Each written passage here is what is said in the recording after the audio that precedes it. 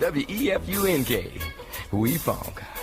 Right, I guess getting us into number 3.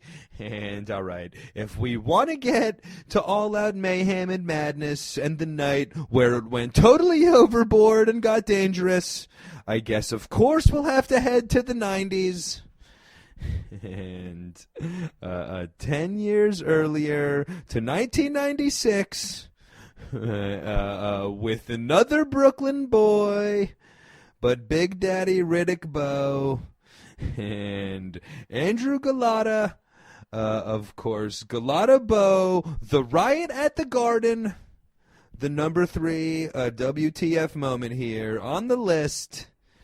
As I guess, as I mentioned, this fight, a little bit of a homecoming party for the Brooklyn boy, Big Daddy Bowe, who at this point was 38-1, with wins over Bruce Seldon and Elijah Tillery, as well as, of course, 2 out of 3 versus the great Evander Holyfield, which, of course, got him the straps leading up to the whole situation. That, spoiler alert, I'll get into in a couple of minutes, but of course the whole situation with Riddick Bowe pulling the Ric Flair 90s WWF style wrestling move and throwing the belt in the trash, vacating a strap as he tried to set up terms for a mega fight versus Lennox Lewis.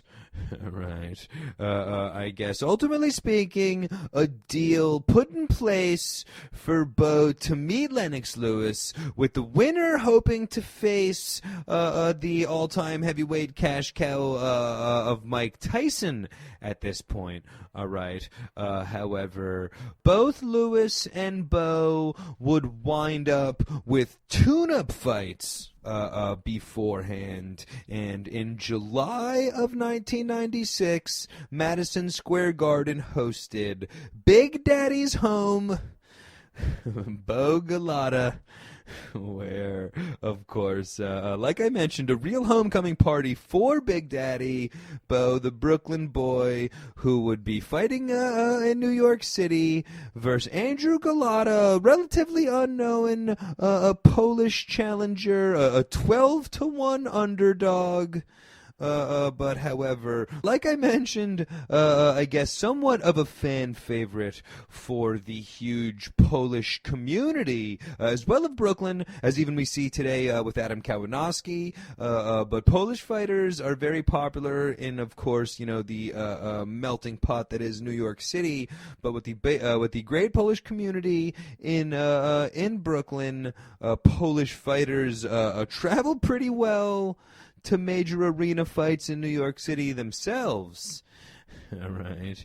However, Andrew Galata, like I mentioned, relatively unknown challenger. Riddick Bowe, admittedly, coming into the fight very overweight and very underprepared, at an all-time high in weight, and he pretty much got worked for 7 rounds.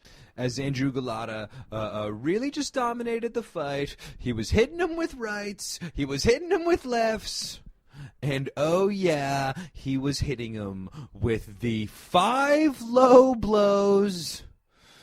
In, I guess, what's a really just crazy in-ring aspect, which is, I guess, really just a crazy in-fight aspect of this whole situation. But despite the fact that Andrew Galata was totally dominating the fight, he continuously was hitting Riddick Bowe with illegal punches that were getting called by the refs and getting points deducted. The ref warns another low blow, deducts a point, another low blow, 2 points, another low blow. Eventually, after the 6th low blow in 7 rounds, despite being up on all scorecards, Andrew Galata disqualified from the match, and I guess that's when the action really started. As I guess this whole segment, it's called the Riot at the Garden.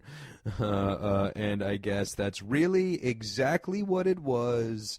As members of Riddick Bowe's entourage, and like I mentioned, this is a hometown fight for Riddick Bowe, so lots of an extra large entourage at the Garden. As well, Riddick Bowe from Brooklyn, and had a reputation, let's just say, of being very Brooklyn and hanging out with very Brooklyn characters. All right, so an extra large, extra Brooklyn entourage storms the ring to attack Galata for retribution and for all the low blows. All right, of course, members of Galata's corner rush in to fight them off and protect them. Lou Duva, who's like an old man trainer, like think the Mick from The Rock, like one of these like 80-year-old trainers, he gets caught up in the middle of the flow. He gets caught up in the middle of the action and actually collapses with a heart issue, as he had just been suffering from heart issues throughout that year. Security and cops fill the ring up. However, they're no match for the sheer number of people that are flooding the ring from both entourages. You hear George Foreman on the commentary, just as people flooding by him, just trying to keep people back. Apparently, he was physically having to restrain people from trying to get a Jim Lampley, which is just hilarious. But Foreman, if you listen back to the broadcast, Foreman is just begging with people to stop entering the ring as people are just flooding by him.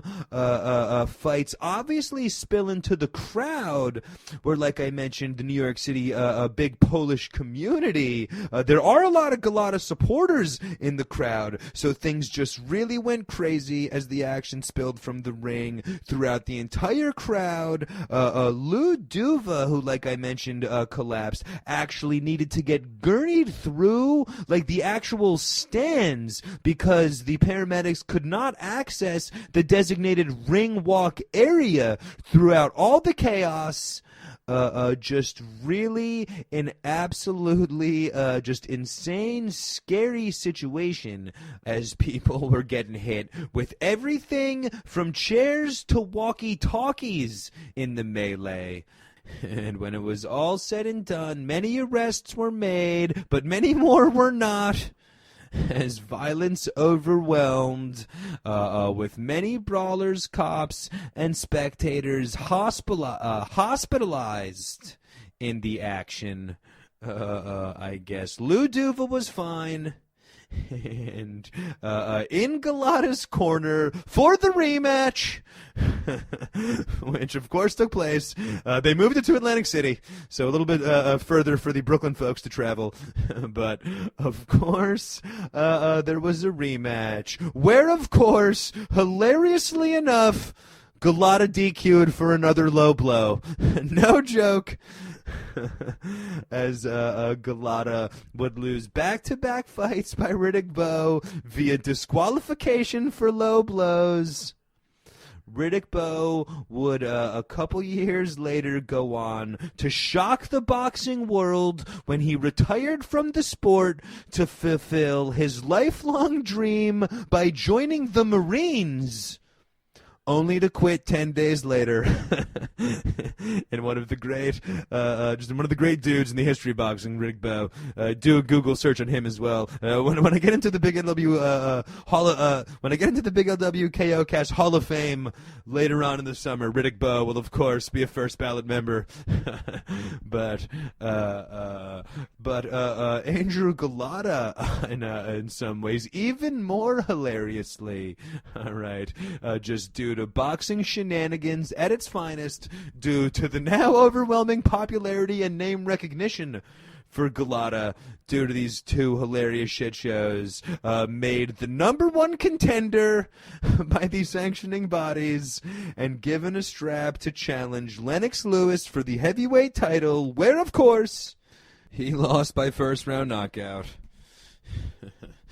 And I guess that was the story of the hilarious Galata Bowe rivalry and the #3 WTF moment in the history of boxing. Galata Bowe and the Riot at the Garden. WEFUNK. We funk.